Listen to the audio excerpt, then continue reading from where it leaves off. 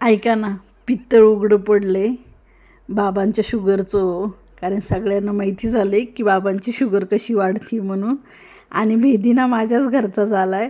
आणि बाबांना असं वाटतं की मी सांगितलं म्हणून म्हणून बाबा माझ्यावर रुसलेले आहेत बरं. मला बोलत नाही आता कालपासून. मला म्हणले की तूच सांगितलं, पण मी नाही सांगितलं.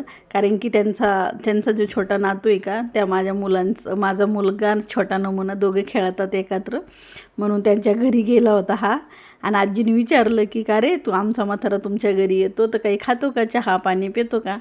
आता याला काय माहिती, याने दिलं सांगून, हो म्हणे खातो म्हणे म्हातारा, आणि चहा पण पितात म्हणे, नेहमी चहा तर रोजच पितात. आता तुम्हाला सांगते. आणि आजी मग माझ्याकडे आल्या आणि मला म्हणले का गं म्हाताऱ्याला काय काय खायला दिलं. आता मला खरं सांगावंच लागलं ना. मग मी सांगितलं, म्हणलं आजी असं असं झालं, मला माहीतच नव्हतं म्हणलं बाबांना शुगर आहे म्हणून. मी नसतं खायला दिलं, गोड तरी नसतं दिलं कमसे कम. आणि तुम्हाला सांगते आता ना बाबांना खूप बोलणी भेटायला लागली. सगळेजण म्हणे की सगळेच बोलायला लागले घरचे त्यांचे, म्हणून बाबा माझ्यावर रुसलेले. आता एकमेव बाबा होते बरं मला बोलायला, आता ते पण रुसले, आता ते येणार नाहीत.